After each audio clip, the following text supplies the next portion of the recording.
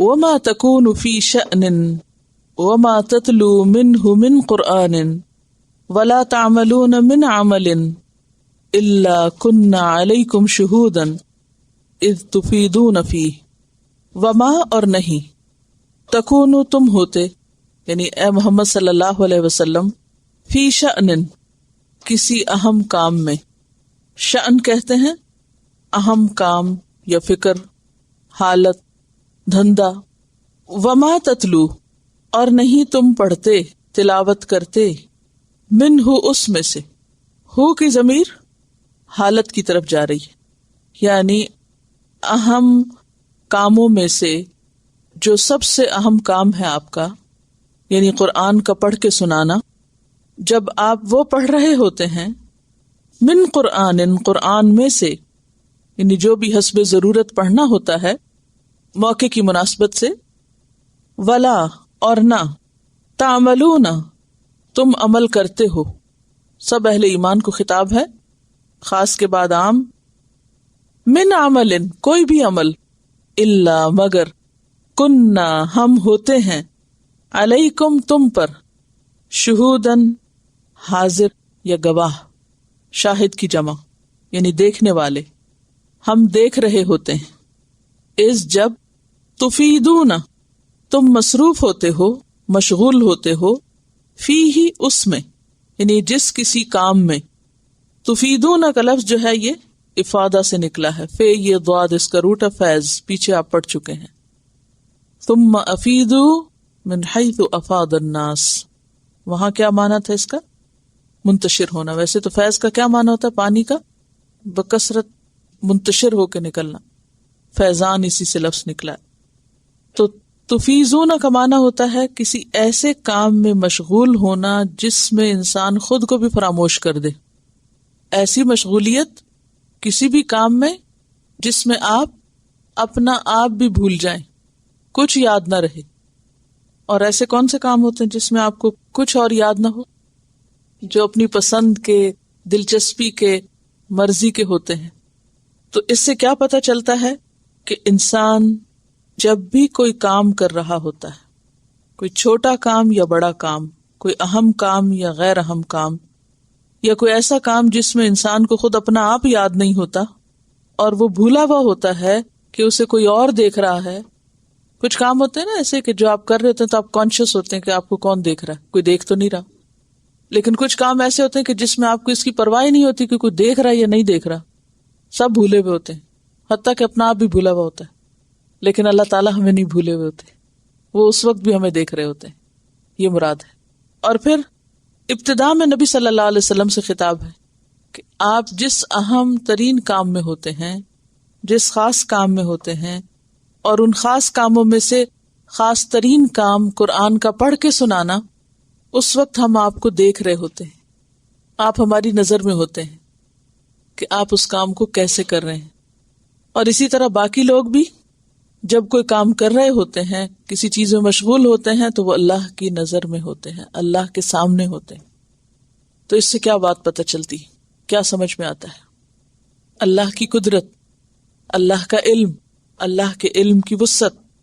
کیونکہ اس صورت میں بنیادی طور پر توحید کی دعوت ہے، اللہ کی عظمت کی پہچان ہے، اور پھر اللہ کے علم کے احاطے کی بات ہے. وما یعزب عن ربک، اور اس کا علم تو ایسا ہے کہ نہیں چھپ سکتا تیرے رب سے. یعزب عین زائی اور با، عزب ایک ذال ہوتا ہے جو عذاب والا، وہ نہیں ہے، یہ زے والا ہے. یعزب، عزب کہتے ہیں کسی چیز کے دور جانے کی وجہ سے آنکھوں سے اوجھل ہونا، چھپنا. مثلا جنگل میں اگر کوئی شخص گھاس کی تلاش میں دور نکل جائے اور باقی گھر والوں کو نظر نہ آئے، تو ایسا دور جانے والا کیا ہے؟ چھپا ہوا عزب. چھپنے کے لیے اور کون سے لفظ ہیں؟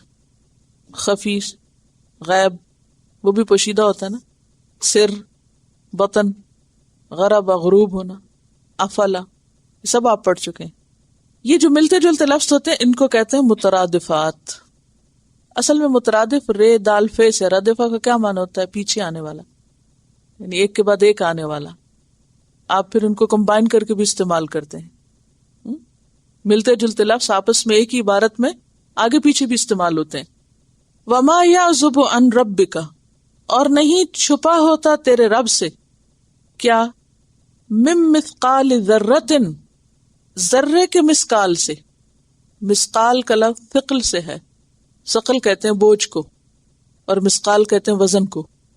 برابر کے لیے بھی استعمال ہوتا ہے، کیونکہ جب وزن کیا جاتا ہے نا، ترازو برابر کیا جاتا ہے، تو ذرے کے برابر، ذرے برابر ذرے کے وزن جیسی کوئی چیز ہوتی ہے فی الارض زمین میں، ولا فی السماء اور نہ آسمان میں، یعنی پوری کائنات یونیورس کے اندر اگر ذرے کے برابر بھی کوئی چیز ہو تو وہ بھی اللہ سے چھپی ہوئی نہیں ہے. اتنا وسیع ہے اس کا علم. ولا اصغر من ذالک، اور نہ ذرے سے چھوٹی چیز. اب جب یہ قرآن نازل ہو رہا تھا تو اس وقت کسی کو نہیں پتا تھا کہ ذرے سے بھی چھوٹی کوئی چیز ہوتی. ولا اکبر، اور نہ اس سے بڑی، یعنی ذرے سے بڑی. اکبر کیا ہے؟ اسم تفضیل، اور اصغر بھی اسم تفضیل ہے. الا فی کتاب مبین، مگر وہ ایک کھلی کتاب میں موجود ہے. اللہ کے رجسٹر میں سب ریکارڈ موجود ہے ایک ایک ذرے کا. تو اے بندے تو کہاں بھاگ کے جائے گا؟ تم اللہ پہ جھوٹ گھڑ کے کہاں سے بچ نکلو گے؟ پچھلی آیت میں جھوٹ گھڑنے کی بات ہے نا. یا تم قیامت کے دن کیسے پکڑائی نہیں دو گے، جبکہ ایک ایک ذرے کا ریکارڈ موجود ہے وہاں اس کے رجسٹر میں، اس کے ریکارڈ میں. تو بنیادی طور پر اس آیت میں دو بڑی باتیں پتہ چلتی ہیں. ایک تو یہ کہ اللہ کا علم بہت وسیع ہے اور اس کے علم میں بھی کوئی شریک نہیں، کسی اور کا علم ایسا نہیں. اور دوسری بات یہ ہے کہ غیب کا علم اللہ کے پاس ہے. الانعام 59 میں بھی آپ پڑھ چکے ہیں، وَعِندَهُ مَفَاتِحُ الْغَيْبِ لَا يَعْلَمُهَا إِلَّا هُوَ وَيَعْلَمُ مَا فِي الْبَرِّ وَالْبَحْرِ. یہاں کیا کہا؟ فِي الْأَرْضِ وَلَا فِي السَّمَاءِ، اور وہاں کیا ہے؟ فِي الْبَرِّ وَالْبَحْرِ.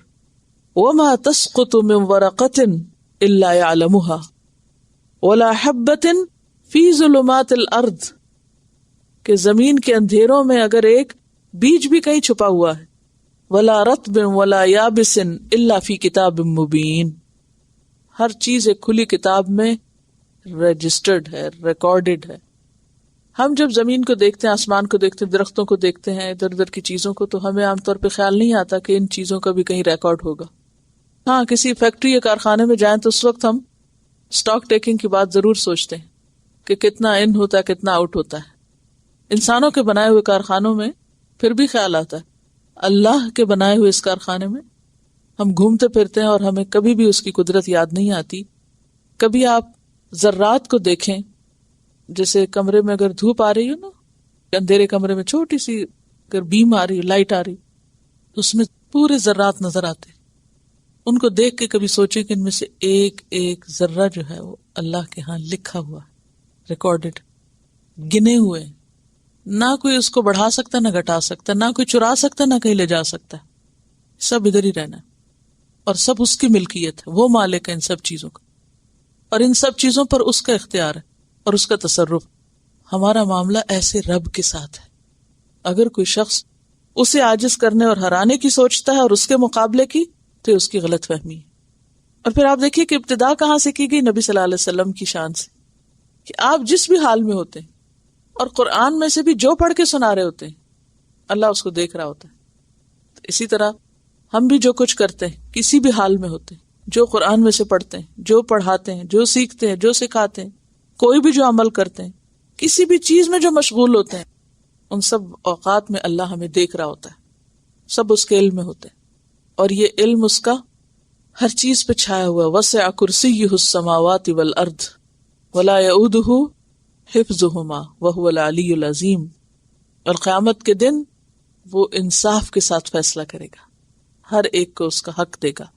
کون کیا کر کے لایا، کتنا لایا، کس نیت سے کیا. ایک قرآن پاک کی دوستی کی بات ہوئی تھی، یہ تو کافی عرصہ پہلے کسی نے ایک نظم لکھ کے بھیجی تھی. کیسا دوست چاہیے جو آپ کو ذہین بنا دے، معلومات بڑھا دے، چھوڑ کر نہ جائے، ناتا توڑ کر نہ جائے، آپ کو بور نہ کرے، تنہائی میں شور نہ کرے، آپ کو دھوکہ نہ دے، شکایت کا موقع نہ دے، بے جا تعریف نہ کرے، آپ کا مذاق نہ اڑائے، آپ کا مال نہ چرائے، آپ سے کچھ نہ چھپائے، آپ کا راز نہ بتائے، آپ کے ساتھ رہے اور کہیں نہ جائے، جب پکارو فوراً آ جائے، جو آپ کو معلوم وہ اس کو معلوم، جو اس کو معلوم آپ کو معلوم، نادانوں کو عرفان دے، بے زبانوں کو زبان دے، مردوں کے حالات بتائے، زندوں کو راہ دکھائے، ہر مشکل کا حال بتائے اور سیدھی راہ دکھائے۔ وہ تو کب سے آپ سے دوستی کے لیے بے چین ہے، آپ کیا دوستی کے لیے تیار ہیں؟ تو پھر اٹھیں اور آج ہی اس سے دوستی کر لیں۔ نام پتہ معلوم ہے، مسجد کی کسی الماری میں رکھا ہوگا یا گھر کے کسی طاق پہ ہوگا، اس کا نام قرآن ہے۔ یہ تمام خوبیاں قرآن میں ہیں، آج ہی اسے دوست بنائیں۔ یاد رہے وہ اپنی بات منوانے کی شرط ضرور لگاتا ہے، آپ اس کی بات مانیں، وہ آپ کو کامیاب کرا دے گا۔